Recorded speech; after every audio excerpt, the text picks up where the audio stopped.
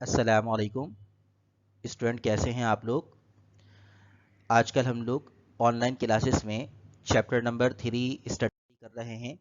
आपको याद होगा लास्ट टाइम हम लोगों ने चैप्टर नंबर 3 में लेक्चर नंबर 9 में motion of the object on an inclined plane discuss किया था और ये देखा था कि अगर कोई बॉडी इंक्लाइंड प्लेन पर नीचे की जानिब हरकत कर रहा हो तो उसका एक्सीलरेशन कितना होता है। आज हम इसी हवाले से कुछ मैथमेटिकल प्रॉब्लम सॉल्व करेंगे। तो देखते हैं आज जो हमारा पहला प्रॉब्लम है ये है न्यूमेरिकल नंबर 14 बुक में, जो कि पेज नंबर 96 पर मौजूद है। इन न्यूमेरिकल्स को सॉल्व करने के लिए इनक्लाइंड प्लेन का तस्वर अपने जहन में रखिएगा और न्यूमेरिकल सॉल्व करने के लिए जो मैंने आपको की पॉइंट बताया है वो एक बार फिर सुन लीजिए कि जो भी न्यूमेरिकल आप सॉल्व करें उसके लिए ज़रूरी है कि आप अपने आप को उस कंडीशन में ले जाएं जो सवाल में बताई जा रही है और ये एज्यूम करें कि आप खुद वो काम कर रहे हैं जो सवाल का हिस्सा है या वैसा होता हुआ देख रहे हैं। तो इस सूरत में होता यह है कि आपको न्यूमेरिकल की कंडीशन ज़्यादा बेहतर तौर पर समझ आ जाती है। तो न्यूमेरिकल नंबर 14 हम सॉल्व करेंगे, पढ़ते हैं, देखते हैं क्या कहा जा रहा है न्यूमेरिकल नंबर 14 में और फिर इसको सॉल्व करने की हम कोशिश करते हैं। तो देखिए यहाँ जो सवाल आपको अब लिखा हुआ नज़र आ रहा है इस पे बात हो रही है एक साइकिलिस्ट की। अ cyclist is going up a slope of 30 degree. एक साइकिल सवार 30 दर्जे की चढ़ाई पर ऊपर जा रहा है। आप सपोज करें कि साइकिल आप खुद चला रहे हैं और कहाँ पर चला रहे हैं, एक स्लोप के ऊपर चला रहे हैं, जैसे कि फ्लाई ओवर है, आप उसके ऊपर साइकिल को लेकर जा रहे हैं और एंगल कितना बन रहा है 30 डिग्री। आगे कह रहे हैं with a speed of 3.5 metre पर सेकेंड। अगर आप खुद साइकिल चला रहे हैं तो डेफिनेटली साइकिल की कोई ना कोई स्पीड होगी, वो स्पीड कितनी बता दी गई है 3.5 मीटर पर second. If he stops pedalling, अगर वो पैडल रोक दे यानी आप पैडल रोक दें, how much distance will he move before coming to rest, तो रुकने से पहले पहले वो साइकिलिस्ट कितना फासला तय कर लेगा। आप साइकिल चला रहे हैं, स्लोप पर ऊपर की तरफ जा रहे हैं 3.5 मीटर पर सेकेंड की स्पीड से। अगर आप पैडल रोक दें तो जाहिर है कुछ डिस्टेंस ट्रेवल करने के बाद साइकिल रुक जाएगी। रुकने से पहले पहले कितना फासला वो साइकिल तय कर लेगी, आप कितना फासला तय कर लेंगे, वो डिस्टेंस आपको मालूम करना है। यहाँ पर ब्रैकेट में लिखा हुआ है assume the friction to be negligible. फर्ज कर लीजिए कि फ्रिक्शन ना होने के बराबर है। सबसे पहले डेटा बनाएंगे। डेटा में वो तमाम की तमाम बातें लिख दी जाती हैं जो सवाल में गिवन हो या जो सवाल में रिक्वायर्ड हो और विद प्रॉपर यूनिट आपको लिखना होता है ताकि उसके फुल मार्क्स आपको मिल सके। तो इस सवाल को एक बार फिर देख लीजिए। इसमें सबसे पहली लाइन में हमें एंगल बता दिया गया है, दूसरी लाइन में साइकिल की या साइकिलिस्ट की इनिशियल स्पीड बता दी गई है, तीसरी लाइन और चौथी लाइन को हम पढ़ते हैं तो पता चलता है कि साइकिलिस्ट रेस्ट की हालत में आ गया है, मींस फाइनल वेलोसिटी क्या हो जाएगी 0 और फ्रिक्शन ना होने के बराबर, तो फ्रिक्शन को 0 के बराबर ले लेंगे। मालूम क्या करना है, डिस्टेंस को ध्यान में रखते हुए अब हम डेटा की तरफ चलते हैं। डेटा बनाते हैं। एंगल आपको बता दिया गया है 30 degree. Initial speed of the cyclist was 3.5 metre पर सेकेंड, लिहाजा हमने डेटा में क्या लिख दिया है, वी आई इक्वल्स 3.5 मीटर पर सेकेंड। फाइनल स्पीड क्या हो जाएगी 0 क्योंकि साइकिलिस्ट रेस्ट में आ गया है। मालूम क्या करना है, डिस्टेंस, फ्रिक्शन ना होने के बराबर है, लिहाजा फ्रिक्शन को हमने 0 के बराबर कंसीडर करना है। यहाँ इंक्लाइंड प्लेन पर मूव कर रही होती है तो याद करें उस सूरत में फॉर्मूला क्या होता है फोर्स का। If the body moves upward with external force F then the expression of net force is given by. जब साइकिलिस्ट ऊपर की तरफ मूव करेगा तो डेफिनेटली जो नेट फोर्स की एक्सप्रेशन होगी वो क्या हो जाएगी, नेट फोर्स का मतलब एम ए, वो किसके बराबर हो जाएगा, ऊपर की तरफ जाते हुए माइनस डब्ल्यू साइन थीटा। यहाँ पर डब्ल्यू की जगह पर हमने क्या लिख दिया है, एम जी। याद कीजिए ऊपर की तरफ जाते हुए माइनस डब्ल्यू साइन थीटा था। जब साइकिलिस्ट ऊपर जा रहा होगा तो फ्रिक्शन डाउनवर्ड डायरेक्शन में होगी यानी ऑपोजिट डायरेक्शन में, तो फ्रिक्शन के साथ तो नेगेटिव साइन ही आएगा और ये क्या बन गया, नेट फोर्स का formula. By Newton second law net force किसके बराबर होती है, एम ए, तो एफ की जगह पर एम ए लिखा, डब्ल्यू की जगह पर लेफ्ट हैंड साइड पर M G sine theta as it is minus frictional force. Respective values हम पुट करने की कोशिश करते हैं। लेफ्ट हैंड साइड देखिए minus M G sine theta फिलहाल as it is, frictional force कितनी है 0 क्योंकि जहां पर साइकिलिस्ट मूव कर रहा है वहां फ्रिक्शन नेग्लिजिबल है, इट मींस फ्रिक्शनल फोर्स को 0 न्यूटन के बराबर आप ले सकते हैं। राइट हैंड साइड पर नेट फोर्स यानी कि एम ए।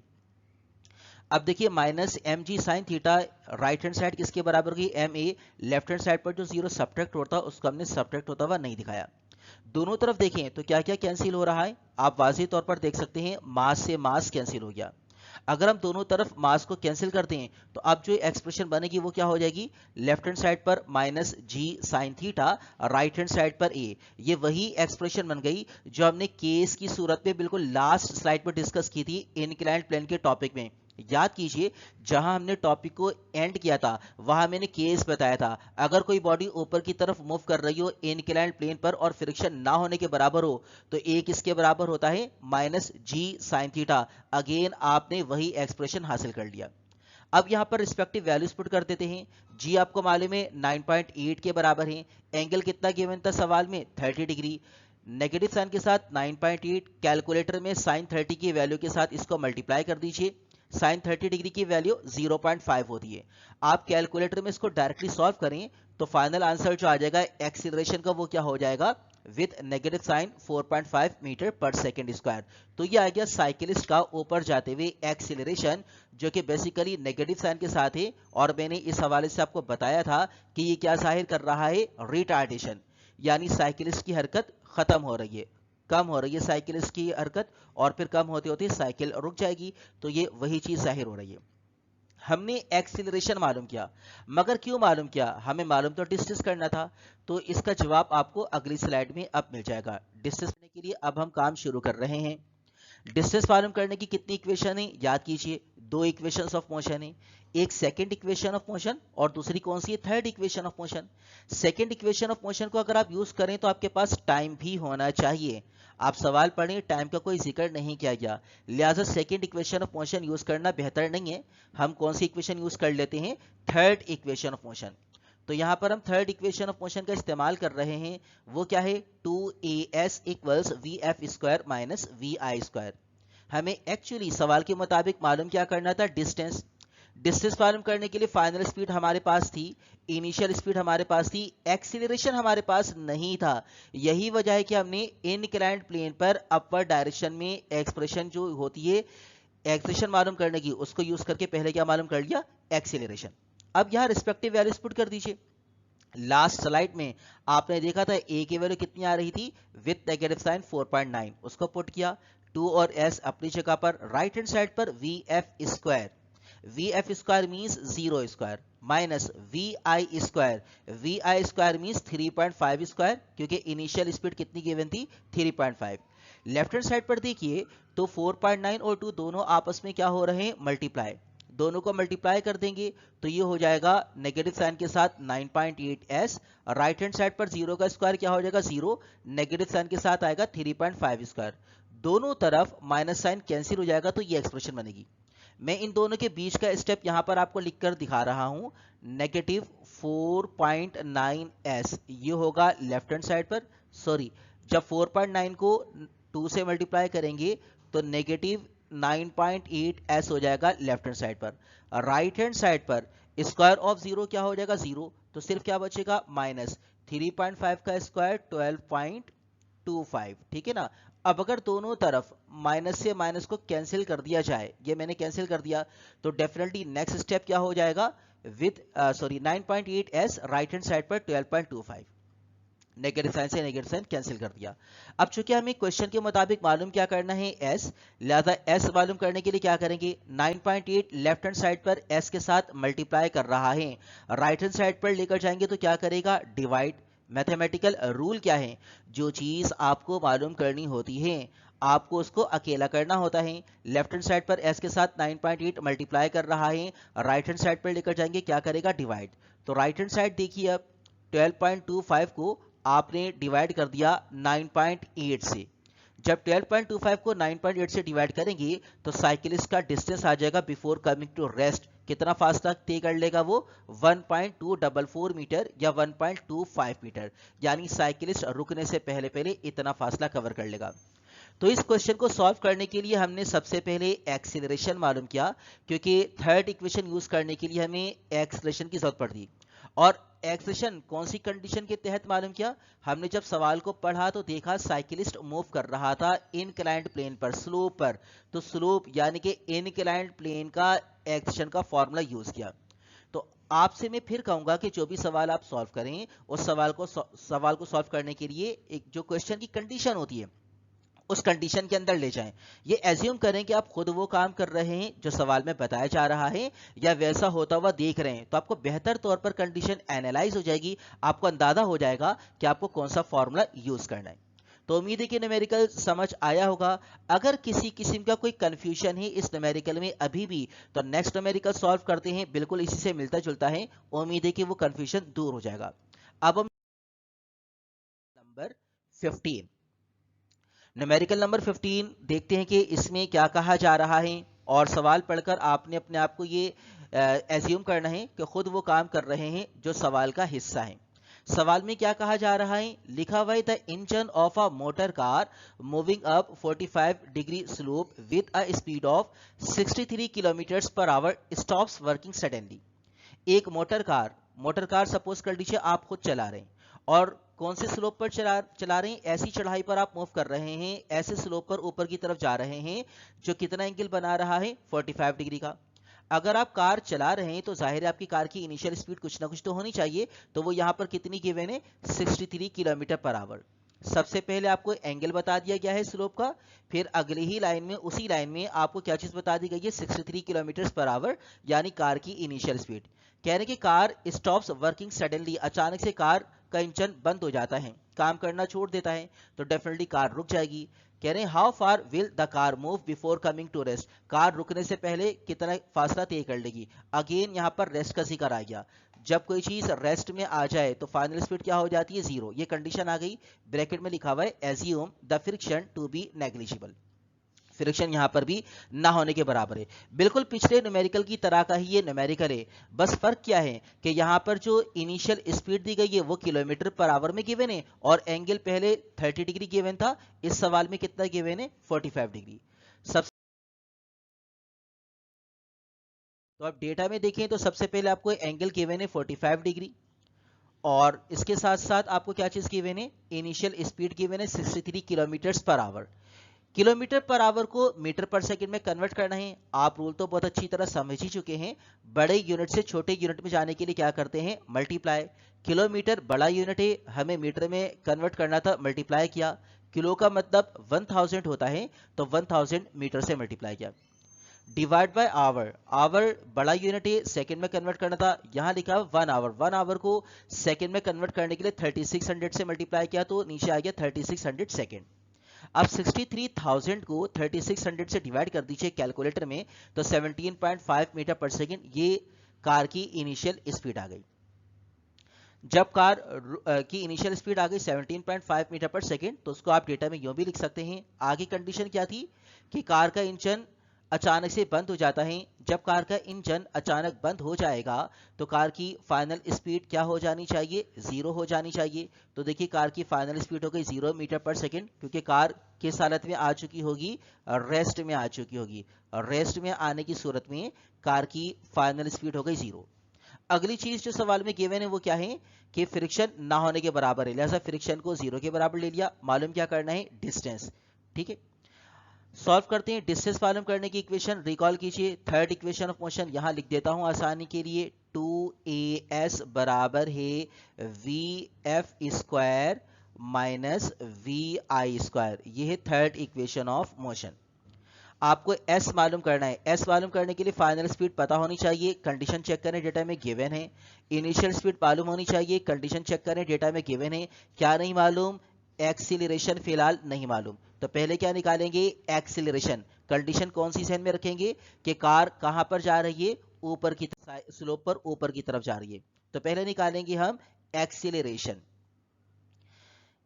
एक्सीलरेशन निकालने के लिए क्या कर सकते हैं? यहां लिख देते हैं if the body moves upward with external force F, then the expression of net force will be, body कहां पर मूव करिए? इनक्लाइन प्लेन पर। तो एक्सप्रेशन ऑफ नेट फोर्स किस तरह से लिख सकते हैं?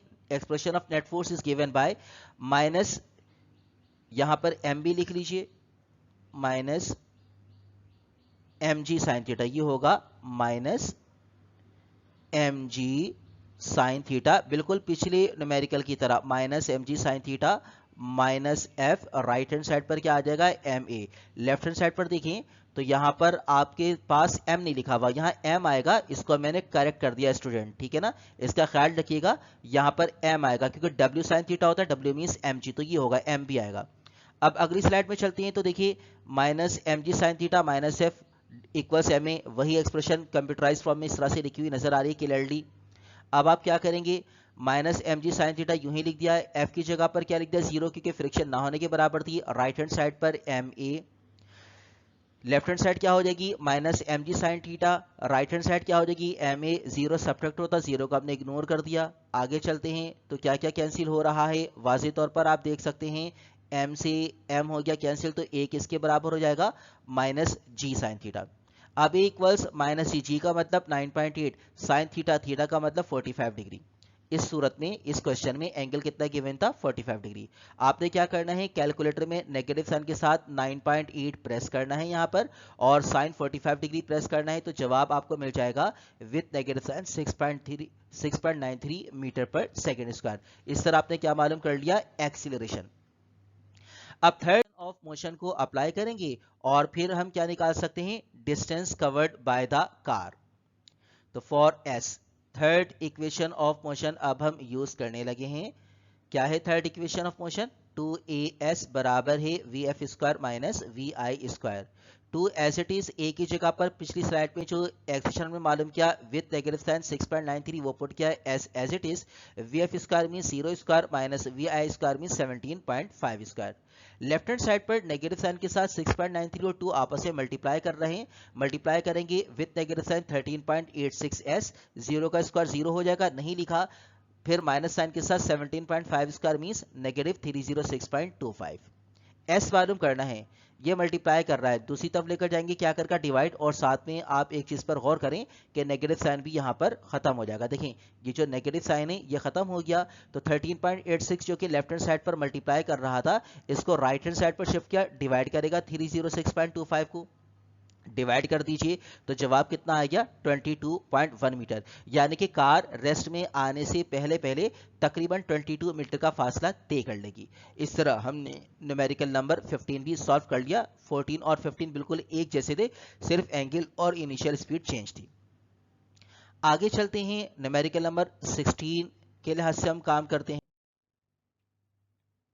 न्यूमेरिकल नंबर 16 देखिए, बुक खोल लीजिए, बुक खोलें, न्यूमेरिकल नंबर 16 देखिए, पेज नंबर 97 पर कह रहे हैं इन प्रॉब्लम 15, प्रॉब्लम नंबर 15 में जो आपने काम किया है उसके मुताबिक करें काम, लेकिन आगे कंडीशन दी गई है, find the distance that the car moves if it weighs 19,600 newton and the frictional force is 2,000 newton. Question number 16 में क्वेश्चन नंबर 15 के मुताबिक काम करने के लिए कहा गया है, लेकिन दो चीजें इजाफी हैं। लास्ट न्यूमेरिकल में यानी कि प्रॉब्लम नंबर 15 में कार का वेट आपको गिवन नहीं था और फ्रिक्शन आपने क्या ली हुई थी, जीरो, क्योंकि जो सरफेस थी वो फ्रिक्शन लेस थी, लिखा हुआ था assume the friction to be negligible. लेकिन क्वेश्चन नंबर 16 में दो चीजों का इजाफा हो गया, वेट आपको बता दिया गया है, देखिए आपको वेट नजर आ रहा है, ये रहा वेट जो कि क्वेश्चन नंबर 15 में नहीं था, और फ्रिक्शन फोर्स आपने जीरो ली थी, नेग्लिजिबल होने की वजह से यहाँ पर फ्रिक्शन नेग्लिजिबल नहीं है बल्कि कितनी है, 2000 न्यूटन। तो दो चीजों का इजाफा हो गया है क्वेश्चन नंबर 16 में। मतलब जब हम डेटा बनाएंगे तो क्वेश्चन नंबर 15 वाला डेटा तो होगा ही होगा, साथ में वेट और फ्रिक्शन को भी हम, सबसे पहले हम बनाते हैं डेटा। डेटा देखिए, पिछले सवाल में जो एंगल गिवन था वो कितना था, 45 डिग्री, न्यूमेरिकल नंबर 15 में वो यहाँ पर शामिल कर लिया। न्यूमेरिकल नंबर 15 में इनिशियल स्पीड कितनी गिवन थी, 63 किलोमीटर पर आवर, हमने वहाँ पर कन्वर्जन किया था मीटर पर सेकंड में, तो याद कीजिए कितनी बन गई थी ये, 17.5 मीटर पर सेकंड बन गई थी, ठीक है ना, 17.5 मीटर पर सेकंड इसको लिख लिया हमने, ठीक है, 17.5 मीटर पर सेकंड कन्वर्ट होकर आ गई थी ये चीज, यानी इनिशियल स्पीड हो गई 17.5 मीटर पर सेकंड। फाइनल स्पीड क्या थी, जब कार रुक गई थी, जीरो, रेस्ट में आने की सूरत जीरो, डिस्टेंस मालूम करना था, फ्रिक्शन कितनी है 2000 न्यूटन, वेट कितना है 1600 न्यूटन, इस सवाल में ये दो चीज़ें ऐड हो गई हैं। कौन कौन सी दो चीज़ें ऐड हुई हैं? ये दोनों चीज़ें, ठीक है ना। तो आपने इन्हीं दोनों चीज़ों को ध्यान में रखते हुए आप सॉल्व करना है। चलते हैं, हमें again third equation of motion use करना पड़ेगा। और थर्ड इक्वेशन ऑफ मोशन यहाँ आपके आसानी के लिए फिर लिख देता हूँ, क्या थी? 2as is equal to V F square minus V I square, ठीक है ना। ये थी थर्ड इक्वेशन ऑफ मोशन। अगर आप यहाँ से s मालूम करना चाहते हैं तो फाइनल स्पीड आपको मालूम होनी चाहिए, चेक करें, मालूम है। इनिशियल स्पीड आपको मालूम होनी चाहिए, मालूम है। एक्सीलरेशन मालूम होना चाहिए, नहीं मालूम। तो एक्सीलरेशन अब हम यूज करेंगे, लेकिन अब हमें फ्रिक्शन भी गिवन है, इस बात का ख्याल रखना है। फ्रिक्शन की तरफ, फॉर एक्सीलरेशन, एक्शन के लिए कंडीशन वही है कि कार मूव कर रही है इनक्लाइंड प्लेन पर ऊपर की जानिब, तो जो नेट फोर्स होनी चाहिए इस सूरत में वो क्या होगी, वो देखते हैं। If the body means car moves upward with external force F, then the expression of net force is given by, क्या होती है expression? Minus M G sine theta minus F equals M A, derivation के मुताबिक, ठीक है। अब आगे चलें, आपको मास नहीं मालूम, पहले मास मालूम हो या ना हो कोई फर्क नहीं पड़ता था, क्योंकि फ्रिक्शन क्या होती थी? जीरो। अब फ्रिक्शन जीरो नहीं है, 2000 है, लिहाजा मास मालूम होना जरूरी है। तो मास मालूम करने के लिए डब्ल्यू किसके बराबर हो जाएगा? एम जी, ठीक है ना। इस कंडीशन में यानी न्यूमेरिकल नंबर 16 में थोड़ा सा चेंज है। देखिए आपको मालूम क्या करना है, पहले आपको मालूम करना है एक्सीलरेशन। तो फ्रिक्शनल फोर्स तो आपके पास है, पहले फ्रिक्शनल फोर्स क्या होती थी? जीरो। तो मास से मास दोनों तरफ क्या हो जाता था? कैंसिल। लेकिन अब फ्रिक्शनल फोर्स जीरो नहीं है, बल्कि कितनी है? 2000। तो यहाँ एफ की जगह पर क्या पुट कर देंगे आप एफ की जगह पर क्या पुट करेंगे? यहाँ पर 2000 पुट करेंगे, है ना। एफ की जगह पर अगर आप 2000 पुट कर देते हैं तो मास आपको मालूम होना चाहिए, मास मालूम नहीं है, तो मास मालूम करने के लिए आप वेट को यूज कर लीजिए। वेट किसके बराबर है? M G. यहाँ से मास निकाल लीजिए, मास किसके बराबर हो जाएगा? डब्ल्यू डिवाइड बाई जी, ठीक है ना। यहां से ये जो इक्वेशन लिखी हुई है ये वाली, यहां से मास किसके बराबर हो जाएगा? मास बराबर हो जाएगा W डिवाइडेड बाय G, ठीक है। देखें G मल्टीप्लाई करा, दूसरी तरफ लेकर जाएंगे, डिवाइड करेगा। तो आप अगले स्टेप में देखिए, जो आपको यहाँ लिखा हुआ नजर आ रहा है, W की जगह पर W पुट किया 19,600, G की जगह पर G की वैल्यू पुट की 9.8, तो मास कितना आ गया? 2000 किलोग्राम। आगे चलते हैं, इक्वेशन नंबर 1 में मास पुट करते हैं 2000 किलोग्राम, तो देखते हैं क्या हो जाएगी सूरत हाल। मास की जगह पर आ गया 2000 G sine theta minus friction force की जगह पर 2000, राइट हैंड साइड पर मास 2000 और एक्शन एज इट इज। अब नेक्स्ट स्टेप देखिए, तो विथ नेगेटिव साइन 2000 कॉमन ले लिया, क्या बच गया? G sine theta minus minus plus 1 equals 2000 A. अब 2000 से 2000 बोथ साइड्स क्या हो रहा है? कैंसिल हो रहा है, देख सकते हैं 2000 से 2000 कैंसिल हो जाएगा, तो क्या बचेगा? Minus G sine theta plus minus G sine theta और माइनस प्लस माइनस 1 इक्वल्स ए। वैल्यू पुट कर देंगे अब हम अगले स्टेप में, तो सूरत हाल क्या हो जाएगी? ये जो स्टेप है ये स्टेप आप यहाँ से हटा दीजिए, ये स्टेप यहाँ से हटा रहा हूं मैं, ठीक है ना। इसको यहाँ से हटा देते हैं। आगे देखें, वैल्यू पुट कर देते हैं, ए इक्वल्स विथ नेगेटिव साइन जी की जगह पर 9.8 आ गया, ठीक है। जी की जगह पर क्या आ गया? 9.8, साइन थीटा की जगह पर 45 डिग्री माइनस 1, और राइट हैंड साइड पर क्या लिखेंगे आप? राइट हैंड साइड पर यहाँ पर आ जाएगा, राइट हैंड साइड पर ए, ये जो ए लिखा हुआ था ऐसे ही आ गया, ठीक है। बीच का जो स्टेप था मैंने हटा दिया है। देखिए जब हमने 2000 को 2000 से कैंसिल कर दिया था, 2000 को 2000 से कैंसिल किया, तो अब क्या बचना चाहिए? माइनस, ये रहा जी साइन थीटा, ये रहा minus plus minus 1 equals A, minus as it is. इस स्टेप को भूल जाइए, minus as it is, G की जगह पर 9.8, साइन थीटा कितना? 45 degree, minus 1 as it is, right hand side पर क्या आ गया? ए आ गया। अब देखिए जब इसको सॉल्व करेंगे तो ए बराबर हो जाएगा, अच्छा यहाँ से जो ए है इसको आप इग्नोर भी कर सकते हैं, क्योंकि लेफ्ट हैंड साइड पर तो ये लिखा हुआ है, यानी यहाँ से अगर आप हटा भी तो ए बराबर हो गया minus G sine theta means minus 9.8 sine 45 degree minus 1। अब जब इसको कैलकुलेटर में सॉल्व करेंगे तो सूरत हाल क्या हो जाएगी? एक्शन आपके पास आ जाएगा विद एक्सेलरेशन 7.93 मीटर पर सेकेंड स्क्वायर, यह आ गया एक्सेलरेशन। ए की इस वैल्यू को आप कहाँ पर यूज कर लीजिए? जाएगा डिस्टेंस कवर्ड बाय कार मिल जाएगा, ठीक है ना। चलते हैं, एस निकाल लेते हैं, थर्ड इक्वेशन ऑफ मोशन को अप्लाई करते हैं, 2as बराबर हो गया V F square minus V I square, A की जगह पर -7.93 पुट किया, as it is V F square means 0 square minus V I square means 17.5 square, left hand side पर इन दोनों को मल्टीप्लाई किया, -15.86 एस, 0 का स्क्वायर 0 विद नेगेटिव 17.5 स्क्वायर हो जाएगा, दोनों तरफ माइनस से माइनस अगर कैंसिल कर दिया जाए तो अब एस निकालने के लिए इसको दूसरी तरफ ले जाकर क्या कर देंगे, डिवाइड कर देंगे, एस बराबर हो जाएगा 306.25 डिवाइड बाय 15.86। अब जब डिवाइड करेंगे तो डिस्टेंस कितना आ जाएगा, 19.3 मीटर। यानी क्वेश्चन नंबर 16 में जब फ्रिक्शन का जिक्र आया तो फ्रिक्शन आप जानते हैं हरकत को अपोज कर रही होती है, लिहाजा कार का डिस्टेंस क्या हो गया, कम हो गया, 19.3 मीटर आ गया। क्वेश्चन नंबर 15 में जब फ्रिक्शन नहीं थी तो कार ने कितना फास्ट गति किया था, 22.1 मीटर, लेकिन जब फ्रिक्शन मौजूद हुई तो कार का डिस्टेंस कम हो गया और वो कितना हो गया, 19.3 मीटर। तो इस तरह आज हमने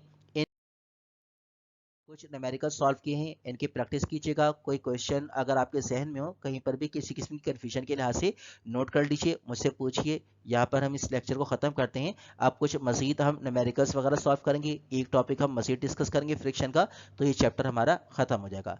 प्रैक्टिस कीजिए, जितनी ज़्यादा प्रैक्टिस करेंगे कॉन्सेप्ट क्लियर होंगे और आप परफेक्ट होते चले जाएंगे। थैंक यू सो मच, अल्लाह हाफिज़।